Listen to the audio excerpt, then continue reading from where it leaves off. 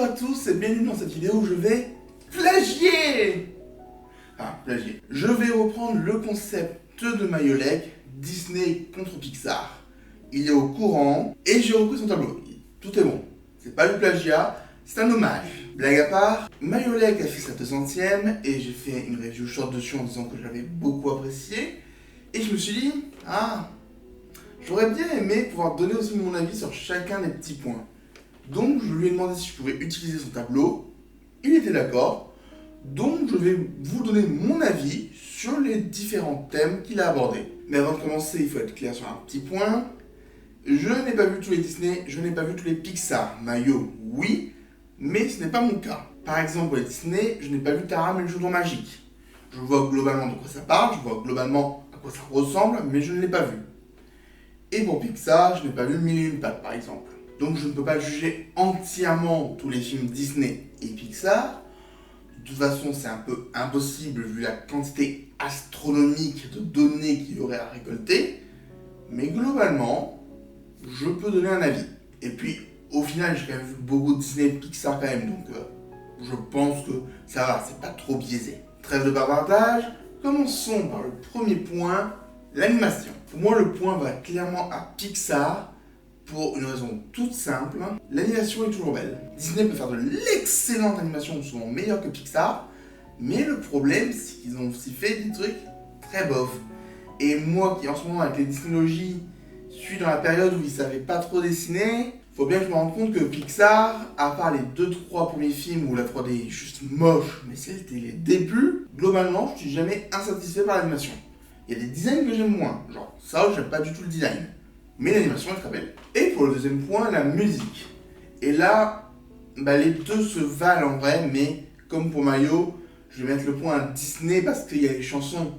Et tu me parles de musique et de Disney, voilà, je pense à Disney Animation Studio. Pour le troisième critère, l'action, je tiens juste à remercier Mayo encore une fois de m'avoir permis de participer à sa dernière vidéo sondage. Et même si j'ai mis un Disney en tête, pour moi c'est Pixar qui a le point. Disney peut faire de la très bonne action, mais je sais pas, je trouve que quand tu me parles vraiment d'action dans un film, l'action des Pixar me tient plus en haleine. Alors que je me rends compte qu'il y a moins d'action globalement. Ratatouille ou Lao ne sont pas des films d'action, mais comparé à l'action qu'on a dans Cars 2 ou Les Indestructibles, ça la compense largement. Alors que les Disney, oui, il y a des moments vraiment très bons en action, donc Aladdin ou Hercule pour moi, mais globalement c'est un peu plus terne. Donc voilà, le point à Pixar. Au niveau de l'univers, pour moi c'est très simple, Disney reprend un peu l'univers des contes de fées.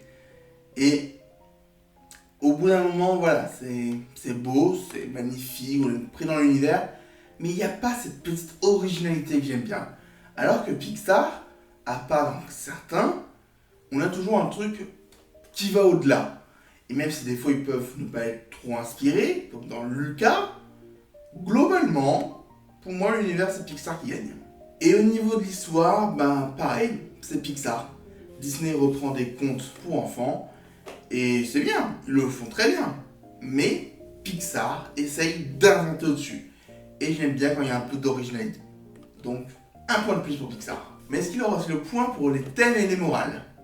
Et là, non. Parce que, en essayant de me pencher sur cette question, il y a plus de thèmes et morales chez Disney qui me sont revenus que chez Pixar. Chez Pixar, les morales sont très sympas, elles ne sont pas toujours attendues, mais je me dis que parfois, pour un thème et une morale relativement simple, mais bien compréhensible, ça marche mieux. Mais bon, on est d'accord, Pixar fait quand même de bonnes morales. La morale de vice versa, elle est juste géniale. Mais voilà, globalement, je donne plus le point à Disney. Au niveau de l'humour, là, je sais vraiment pas départager. Parce que pour moi, l'humour est génial dans les deux. J'ai beau avoir détesté le dernier Buzz l'éclair, il faut dire que dans l'action et dans l'humour, il est très bon. Donc, pour moi, Pixar a le point. Mais Disney là aussi, parce que souvent, je rigole devant les Disney. Aladdin me fait vraiment rire. Hercule aussi. Et même Encanto récemment, pour moi, voilà, c'est pour ça que je peux vraiment pas les départager. Et je peux pas non plus les départager pour l'émotion. parce que je suis d'accord avec la vidéo de Mayolek. Il y en a un, c'est plus de l'émotion brute sur le coup, et l'autre, c'est de l'émotion à long terme. Dans Buzz l'éclair, par exemple, on a une émotion à long terme, comme dans Là-haut. Et sinon, de l'autre côté, on a la mort de Mufasa, la mort de la mère Bambi. C'est des trucs beaucoup plus rapides, mais ça te touche plus. Et les deux se valent pour moi, donc je ne saurais vraiment pas le départager à nouveau sur ce point. Et pareil, je ne sais pas non plus départager pour les héros, parce qu'on a du bon partout, et du mauvais partout. C'est vrai que les héros, c'est compliqué à expliquer. Par contre, je peux le départager au niveau des méchants et des antagonistes. Parce que Pixar, je trouve qu'ils sont pas très marquants. Là, vraiment, j'essaye de m'en rappeler de quelques-uns, mais c'est compliqué de les avoir tous. Alors que pour les films Disney, rien que pour les méchants de l'âge d'or des années 90, ça vaut le coup. Je veux dire, mon méchant préféré, c'est Jafar. Mon méchant humoristique préféré, c'est Hadès. Au bout d'un moment, oui, Disney m'a marqué avec ses méchants, et je suis un peu déçu qu'ils ne fassent plus de méchants comme ça. Des méchants juste méchants. Je n'aime pas trop cette proportion qu'a Disney en ce moment à vouloir faire soit des méchants surprises, soit faire des méchants « Oh mais en fait ils sont pas si méchants que ça hein !» Maléfique et Cruella étaient des vraies méchantes. Dans les remakes, vous auriez pu les garder comme ça. Mais bon, les remakes ne comptent pas dans les bases de calcul, et du coup pour moi le point va à Disney. Et enfin les relations entre personnages, on en a plusieurs qui ont été développées. Les familiales, les amicales, les chefs sbires, les amoureuses évidemment, et les relations antagonistes. Et du coup, on va les détailler chacune leur tour. Les relations amoureuses, pour moi, c'est Disney qui gagne. Tous les couples marquants viennent de Disney. Et les couples marquants de chez Pixar, ils restent pas en couple très longtemps. Là-haut, pour les relations familiales, encore une fois, je donne le point à Disney. C'est beaucoup mieux développé, je trouve. Et Pixar a cette mauvaise tendance, justement, de mettre toujours le parent en antagoniste. Même moi, qui suis souvent en confrontation avec mes parents, je n'aime pas forcément ce trope qui devient de plus en plus présent et de plus en plus... Au bout d'un moment, ça va plus.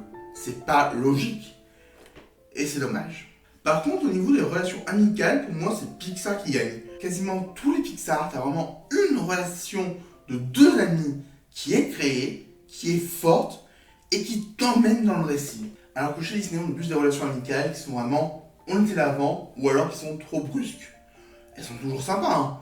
Aladdin le génie, Timon et Pumba, Bagheera et Baloo, c'est cool. Mais c'est pas aussi fort que chez Pixar. Et pour les relations chef-sbire, le problème c'est que comme les antagonistes sont plus marquants chez Disney, souvent c'est aussi grâce à leurs sbires. Yago, les Murennes dans La Petite Sirène, Peine et Panique. Pour moi, elles sont beaucoup plus marquantes ici, alors que chez Pixar, les sbires, il n'y en a pas tant que ça. Hein. Syndrome, est-ce que c'est vraiment un sbire qu'il a Je ne saurais pas dire. Donc globalement, je donnerais le point à Disney à ce moment-là. Mais du coup, il y a quand même une dernière relation à voir, les relations antagonistes. Et là, pareil, le point à Disney. C'est un peu pour la même raison que pour les chefs sbires, les méchants étant plus marquants chez Disney, les relations antagonistes sont plus marquantes chez Disney. Du coup, globalement, pour les relations de personnages, c'est Disney qui a le point.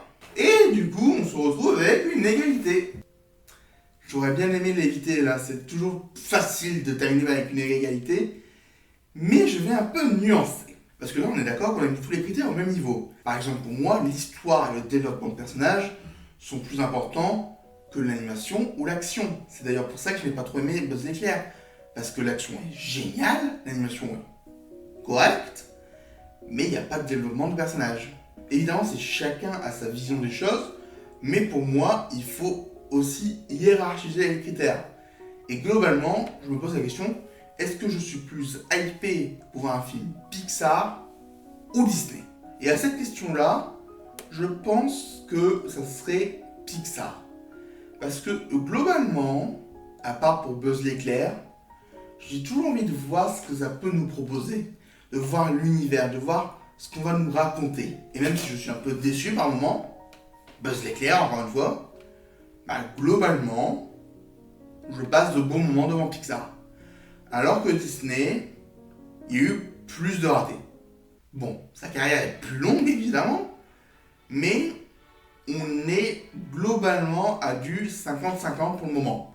D'ailleurs, si on regarde les Disneylogies, pour l'instant, la moyenne que je leur donne, c'est presque 50. Alors que Pixar, quand on y arrivera, la moyenne sera pas vraiment à 50, je pense. On sera plus aux alentours de 70. Mais bon, on n'y est pas encore, on verra en temps voulu. Bref, merci à tous d'avoir suivi cette petite vidéo. J'ai pas voulu la faire aussi longue que Mayo Lake, mais si jamais vous voulez que je développe certains points de vue en commentaire, n'hésitez pas à me poser des questions, ça me fera plaisir d'y répondre. Et je vous dis à la prochaine.